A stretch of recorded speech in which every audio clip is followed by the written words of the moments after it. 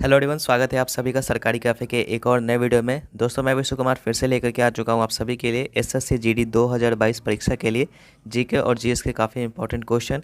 और आज के इस वीडियो में मैं जीके और जीएस का प्रैक्टिस सेट आपको करवाने वाला हूं, यानी कि जिस पैटर्न पर आपका एग्जाम में क्वेश्चन पूछा जाएगा बिल्कुल हूबहू उसी पैटर्न पर जो है मैं क्वेश्चन लेकर के आया हूँ। और टोटल 20 क्वेश्चन है जो कि आपके एग्जाम के पॉइंट ऑफ व्यू से काफ़ी ज़्यादा इंपॉर्टेंट है। और काफ़ी सारे ऐसे क्वेश्चन है जो कि प्रीवियस ईयर में पूछे भी गए हैं, और कुछ ऐसे क्वेश्चन है जो कि आपका एक्सपेक्टेड है कि आपका एग्जाम में पूछा जाएगा। तो हम उन सभी क्वेश्चन को आज के इस वीडियो में डिस्कस करेंगे। तो टोटल 20 क्वेश्चन है, आपका हिंदी और इंग्लिश दोनों ही मीडियम में अवेलेबल है, तो आपको कोई भी दिक्कत नहीं होगी। तो इसलिए आप इस वीडियो को पूरा अंत तक देखिएगा। चलिए वीडियो को शुरू करते हैं। और हाँ दोस्तों, एक और बात बोलूँगा कि अगर आपको कोई क्वेश्चन का आंसर आपको पता होगा तो आप लोग उसे अपने से बनाते चलेगा, और लास्ट में मुझे बताइए कि आपने टोटल 20 क्वेश्चन में आपने कितने करेक्ट किए। और हम दोस्तों, वीडियो अगर अच्छा लगे तो वीडियो को लाइक कीजिएगा, क्योंकि इससे हमें काफ़ी ज़्यादा मोटिवेशन मिलता है। तो चलिए वीडियो को हम लोग फटाफट से अब शुरू करते हैं। स्क्रीन के ऊपर आपको पहला क्वेश्चन शो हो रहा होगा। तो पहला क्वेश्चन है हमारे सामने कि निम्नलिखित में से कौन जो है ग्रीन हाउस प्रभाव में योगदान नहीं करता है, यानी कि which of the following does not contribute to the greenhouse effect. Greenhouse effect में कौन सा योगदान नहीं देता? तो ऑप्शन देख लीजिए, नाइट्रोजन है, क्लोरोफ्लोरोकार्बन है, जलवाष्प है, या फिर ओजोन है। तो ओजोन आपका मतलब उसमें योगदान करता है, जलवाष्प भी करता है, क्लोरोफ्लोरोकार्बन भी करता है, बशर्ते कि हमारा जो नाइट्रोजन है ये हमारा नहीं करता है। ठीक है, तो याद रखिएगा, नाइट्रोजन जो होता है ग्रीन हाउस प्रभाव गैस में वो एक योगदान नहीं करता है। इसके अलावा दोस्तों बात करें तो मीथेन भी जो है आपका ग्रीन हाउस प्रभाव में योगदान देता है, बशर्ते कि नाइट्रोजन आपका नहीं करता है। अब देखिए, इससे रिलेटेड एक और क्वेश्चन यहाँ पर ये बन सकता है कि प्रमुख ग्रीन हाउस गैस कौन सा होता है।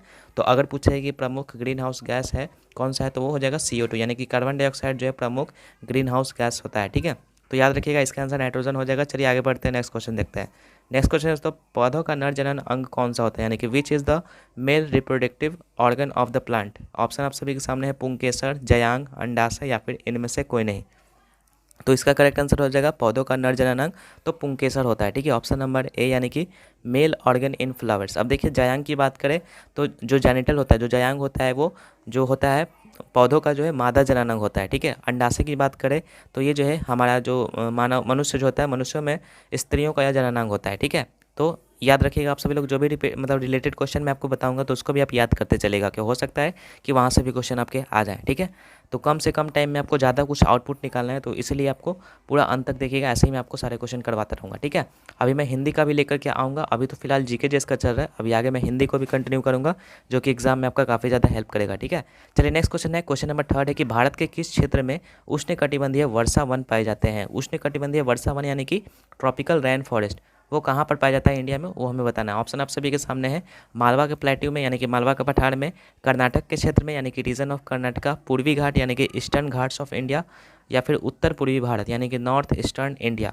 तो क्वेश्चन नंबर 3 का जो करेक्ट आंसर हो जाएगा वो हो जाएगा ऑप्शन नंबर डी। ठीक है, उत्तर पूर्वी भारत का जो एरिया होता है उसमें जो है हमारा उष्णकटिबंधीय वर्षा वन पाया जाता है। ठीक है, और मैं बता दूं कि वहाँ पर जो एवरेज जो वर्षा होती है, जो रेन होती है, वो 50 से लेकर के 250 इंच तक होती है एवरेज। ठीक है, तो ये आपका मतलब याद करने की जरूरत नहीं है, क्योंकि इतना डेटा आता नहीं है। बस ऐसे ही आप याद रखिएगा कि उत्तर पूर्वी भारत जो होता है वो उष्णकटिबंधीय वर्षा वन वहाँ पर ज़्यादा पाया जाता है, तो याद रखिएगा। चलिए आगे बढ़ते हैं, क्वेश्चन नंबर 4 है, एक मान्यता प्राप्त राजनीतिक दल जो है कौन सा होता है, यानी कि which is a recognised political party. Option आप सभी के सामने है कि एक पार्टी जो संघीय इकाइयों में से केवल एक में मौजूद होता है, एक पार्टी जो क्षेत्रीय और सांप्रदायिक विविधता पर आधारित होता है, या फिर एक पार्टी जिसे चुनाव आयोग द्वारा सभी विशेषाधिकारों और सुविधाओं के साथ मान्यता प्राप्त किया जाता है। तो जी हाँ, ये हम लोग का करेक्ट हो जाएगा, क्योंकि जब तक चुनाव आयोग के द्वारा उसे मान्यता नहीं प्राप्त होगा तब तक वह एक मान्यता प्राप्त राजनीतिक दल नहीं बन सकता है। तो इसलिए इसका करेक्ट आंसर हो जाएगा ऑप्शन नंबर सी, जिसको जब चुनाव आयोग द्वारा सभी विशेषाधिकारों और सुविधाओं के साथ मान्यता प्राप्त होगा वही हमारा एक मान्यता प्राप्त राजनीतिक दल कहलाएगा। तो क्लियर है आप सभी को। तो अगर आपको वीडियो अच्छा लग रही है तो वीडियो को लाइक कर दीजिएगा दोस्तों, क्योंकि वही एक मोटिवेशन का जरिए है हम लोगों के लिए। तो एक लाइक और एक शेयर, बस इतना ही करेंगे और कुछ नहीं आपसे मांगेंगे। सब्सक्राइब करना है तो कर सकते हो, नहीं तो वीडियो को आप देखते रहिए बस। ठीक है, चलिए आगे बढ़ते हैं। क्वेश्चन नंबर 5 है कि किस मंदिर को पल्लव कला का अंतिम चरण माना जाता है। ठीक है, which temple is considered to be the last stage of Pallava art. तो ऑप्शन आप सभी के सामने है, वैकुंठ, पेरुमल मंदिर, मंडागटपट, या फिर वराह मंडपम, या फिर कैलाशनाथ मंदिर। यहाँ पर कुछ नाम जो है अटपटा है, तो जाहिर सी बात है कि ये साउथर्न रीजन का। ठीक है, साउथर्न रीजन में आप कौन कौन सा स्टेट है आपको पता ही होगा, तो तमिलनाडु ये सब होता है। तो देखिए यहाँ पर जो है किस मंदिर को पल्लव कला का अंतिम चरण पूछा है, तो इसका करेक्ट आंसर हो जाएगा ऑप्शन नंबर ए। ठीक है, वैकुंठ पेरुमल मंदिर जो है वो हमारा पल्लव कला का अंतिम चरण माना जाता है। अब ये जो मंदिर कहाँ पर स्थित है मैं बता दूँ आप सभी को, तो ये जो आपका तमिलनाडु में स्थित है, और यहाँ पर विष्णु भगवान का यहाँ पर मूर्ति है, ठीक है, याद रखिएगा विष्णु भगवान का मूर्ति है इस मंदिर में, ठीक है। क्लियर है आप सभी को। चलिए आगे बढ़ते हैं। नेक्स्ट क्वेश्चन है क्वेश्चन नंबर 6। तो क्वेश्चन नंबर 6 कहता है कौन से तत्व जो है पृथ्वी की कोर बनाते हैं, यानी कि which elements from the earth's core, ठीक है, कौन सी तत्व पृथ्वी की कोर बनाते हैं। तो ऑप्शन आप सभी के सामने सिलिकॉन या फिर एल्यूमिना, मैग्नीशियम या सिलिका, निकेल और आयरन या फिर तांबा और लोहा। तो इसका करेक्ट आंसर हो जाएगा निकेल और आयरन, क्योंकि दोस्तों ये जो होता है ना, जो क्रोड होता है वो सबसे निचली परत होता है और सबसे निचली परत में आपका लोहा और निकेल ही पाया जाता है प्रचुर मात्रा में। तो याद रखिएगा इसका आंसर हो जाएगा ऑप्शन नंबर सी। चलिए आगे बढ़ते हैं। क्वेश्चन नंबर 7 है कि सत्य और अहिंसा, सर्वोदय और स्वदेशी जैसे विचारधारा प्रमुख रूप से निम्नलिखित में किससे संबंधित है, यानी कि ideology like truth and non violence, Sarvodaya and Swadeshi is mainly related to which of the following. Option है आप सभी के सामने समाजवाद, मार्क्सवाद, गांधीवाद या फिर साम्यवाद। इंग्लिश भी आप पढ़ सकते हैं, सोशलिज्म, मार्क्सिज्म, गांधीज्म या फिर कम्युनिज्म। तो देखिए एक बात से आपको पता चल जाएगा कि यह किसका मतलब सिद्धांत था, सत्य और अहिंसा। आप सत्य और अहिंसा मतलब कौन उसके पुजारी थे, तो महात्मा गांधी थे। तो जाहिर सी बात है कि ये भी आपका गांधीवाद से यहाँ पर संबंधित होगा, ठीक है। तो ऑप्शन नंबर सी इसका करेक्ट हो जाएगा, गांधीवाद, ठीक है। चलिए आगे बढ़ते हैं। नेक्स्ट क्वेश्चन है क्वेश्चन नंबर 8। आई होप दोस्तों की सेशन को आप इन्जॉय कर रहे होंगे, तो बस ऐसे ही बने रहिएगा, हम लोग ऐसे ही क्वेश्चन को काफ़ी अच्छे तरीके से हम आपको डिस्क्राइब करते हुए चलेंगे, ठीक है। नेक्स्ट क्वेश्चन है क्वेश्चन नंबर 8, निम्नलिखित में से क्या ध्वनि प्रदूषण में योगदान नहीं करता, यानी कि which of the following does not contribute to noise pollution, यानी कि नॉइस पॉल्यूशन का कौन एक कारण नहीं है वो हमें बताना है। तो देखिए ऑप्शन पढ़ लीजिए, हाई साउंड ऑफ टीवी या फिर फायरवर्क या फिर सॉफ्ट एंड स्लो म्यूजिक या फिर डेजर्ट कूलर। तो देखिए ये तो काफ़ी ईजी सा क्वेश्चन है, इसका आंसर हो जाएगा नरम और धीमा संगीत, यानी कि अगर धीमा संगीत बजाएंगे तो उससे हमारा जो ध्वनि प्रदूषण है यानी कि जो साउंड पोल्यूशन है उस पर कोई इफेक्ट नहीं पड़ेगा। बाकी जो डेजर्ट कूलर चलेगा तो उससे आवाज़ आता है, पटाखे से आवाज़ आते हैं, और अगर आप हाई साउंड में टीवी चलाते हो तो उससे भी आपका ध्वनि प्रदूषण होता है। बशर्ते कि अगर आप नरम और धीमा संगीत बनाते हैं तो उसमें आपका कोई भी साउंड पोल्यूशन नहीं होगा, ठीक है। तो इसका correct answer option number C हो जाएगा, ठीक है। नेक्स्ट देखते हैं दोस्तों। नेक्स्ट है क्वेश्चन नंबर 9, मरछास और तोलछास जो है किस जनजाति से संबंधित है, ठीक है, विच ट्राइब से, मतलब किस ट्राइब से संबंधित है जो हमारा मरछास है या फिर तोलछास है। तो ऑप्शन आप सभी के सामने है, राजी, बोक्सा, जौनसारी या फिर भोटिया। तो देखिए इसका जो करेक्ट आंसर हो जाएगा ऑप्शन नंबर डी, भोटिया जनजाति से जो संबंधित है ये मरछास और तोलछास। अब देखिए भोटिया का होता है, भोटिया जो है इसमें अधिकतर लोगों का जो पेशा होता है वो होता है बकरी चराना या फिर भैंस चराना, ये सब काम होता है, ठीक है। तो जो मरछास और तोलछास है वो भोटिया जनजाति से संबंधित होता है, तो याद रखिएगा आप सभी लोग।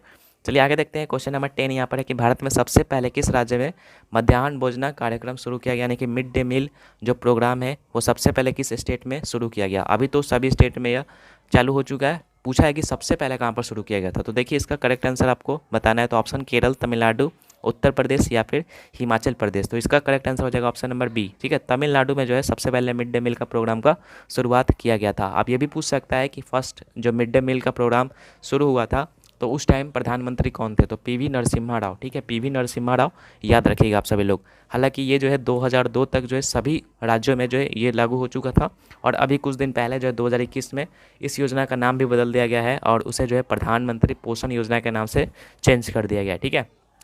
तो कुछ एक्सटर्नल जो जानकारियाँ हैं वो भी आपको याद करते चलना है, हो सकता है कि उनसे भी आपका क्वेश्चन पूछ सके, ठीक है।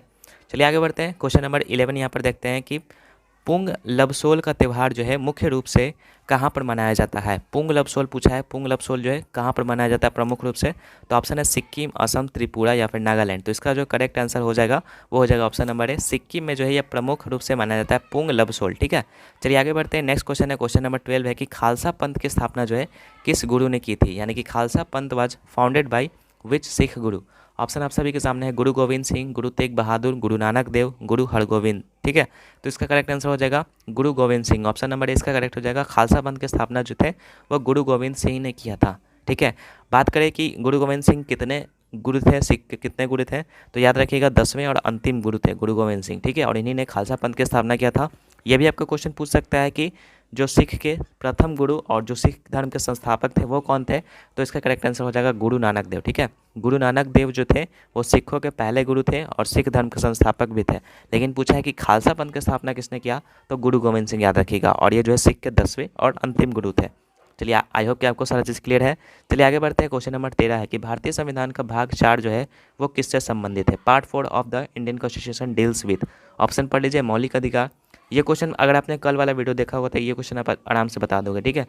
तो मौलिक अधिकार यानी कि फंडामेंटल राइट, राज्य के नीति निर्देशक सिद्धांत यानी कि directive principles of state policy, या फिर केंद्रीय न्यायपालिका, या फिर संसद। तो इसका करेक्ट आंसर हो जाएगा, वो हो जाएगा ऑप्शन नंबर बी, राज्य के नीति निर्देशक सिद्धांत। ठीक है, क्योंकि दोस्तों कल वाले वीडियो में मैंने आपको बताया था कि मौलिक अधिकार जो होता है वो भाग 3 से संबंधित होता है, और यहाँ पूछा है भाग 4। तो मैंने कल वाले वीडियो में भी आपको बताया था कि जो भाग 4 होता है वो राज्य के नीति निर्देशक सिद्धांत से पता चलता है। तो जो बच्चे कल वाला वीडियो देखेंगे तो इसको आप आसानी से मार सकते हैं। तो देखिए रिपीट होता है क्वेश्चन, वो मैं कल जो करवाया था वो आपका जो है प्रीवियस ईयर में पूछा गया था, और देखिए ये रिपीट हो चुका है क्वेश्चन। तो कुछ कुछ होते हैं क्वेश्चन जो कि आपका बार बार एग्जाम में रिपीट होते हैं, तो आपको प्रीवियस ईयर क्वेश्चन को भी एकदम नहीं छोड़ना है। ठीक है, प्रीवियस ईयर जितने भी है सभी को आपको रट्टा मार लेना है। चलिए आगे बढ़ते हैं, क्वेश्चन नंबर 14 देखते हैं कि हिसार शहर की स्थापना जो निम्नलिखित में से किस मुस्लिम शासक ने किया। ठीक है, Hisar city was founded by which of the following Muslim ruler. Option है फिरोज शाह तुगलक, गयासुद्दीन तुगलक, मोहम्मद बिन तुगलक, या फिर इनमें से कोई नहीं। तो इसका करेक्ट आंसर हो जाएगा ऑप्शन नंबर ए। ठीक है, फिरोज शाह तुगलक ने जो है हिसार नामक जो शहर है उसकी स्थापना किया था। हिसार का मतलब मैं आपको समझा देता हूँ। तो हिसार का मतलब होता है दोस्तों किला। ठीक है, किला, ये अरबी एक भाषा है जिसका मतलब होता है किला, जिसे फोर्ट कहते हैं इंग्लिश में। तो आई होप कि मुझे मतलब समझाने की जरूरत नहीं है इसके बारे में। चलिए आगे बढ़ते हैं कि क्वेश्चन नंबर 15 क्या कहता है, 2 बार माउंट एवरेस्ट पर चढ़ने वाली दुनिया की पहली महिला कौन है, यानी कि who is the first women in the world to climb Mount Everest twice, यानी कि 2 बार माउंट एवरेस्ट पर चढ़ने वाली कौन सी पहली महिला है दुनिया की। तो ऑप्शन देख लीजिए, शेरपा तेंजिंग, उसके बाद है एडमंड हिलेरी, उसके बाद है प्रेमलता अग्रवाल, या फिर संतोष यादव। तो देखिए इसका करेक्ट आंसर हो जाएगा option number D, Santosh Yadav, जो कि भारत का जो हरियाणा राज्य है वहाँ पर है, मतलब इनका मतलब निवास स्थान था। तो उन्होंने 2 बार जो है माउंट एवरेस्ट जो हमारा चोटी है, ठीक है, उस पर 2 बार चढ़े हैं, और ये पहली बार ऐसे किसी ने किया था तो वो किए थे। और बात करें कि पहली बार जो है माउंट एवरेस्ट की चोटी पर कौन चढ़े थे, तो एडमंड हिलेरी, याद रखिएगा एडमंड हिलेरी। आगे बढ़ते हैं दोस्तों, क्वेश्चन नंबर 16। क्वेश्चन नंबर 16 है कि वर्चुअल मोड के माध्यम से भारत ने मार्च 2022 में मत्स्य पालन पर संयुक्त कार्य समूह की 5वीं बैठक किस देश के साथ आयोजित की गई। तो देखिए करंट अफेयर के भी क्वेश्चन आ चुके हैं। तो बोला ना मैंने कि एकदम एग्जाम का जो जिस तरीके से आपका पैटर्न है एग्जाम में हूबहू मैं उसी को लेकर के आ चुका हूँ। ठीक है, तो आपको करंट अफेयर के भी क्वेश्चन आपको दिखाई देंगे, साइंस के भी क्वेश्चन दिखाई देंगे, जीके के भी क्वेश्चन दिखाई देंगे। तो यहाँ पर क्वेश्चन पूछा है कि वर्चुअल मोड के माध्यम से भारत ने मार्च 2022 में मत्स्य पालन पर संयुक्त कार्य समूह की 5वीं बैठक किस देश के साथ आयोजित की थी। तो क्वेश्चन नंबर 16 का जो करेक्ट आंसर हो जाएगा वो हो जाएगा ऑप्शन नंबर ए, श्रीलंका। ठीक है, चलिए आगे बढ़ते हैं, नेक्स्ट क्वेश्चन देखते हैं। क्वेश्चन नंबर 17 यहाँ पर है कि निम्नलिखित में से कौन एक विवर्तनिक आर्द्र भूमि है, यानी कि which of the following is a tectonic wetland. ठीक है, ऑप्शन आप सभी के सामने है, कश्मीर में नीलनाग, हिमाचल प्रदेश में चंद्रताल, या फिर त्रिपुरा में रुद्रसागर, और ऑप्शन डी है मणिपुर में लोकटक।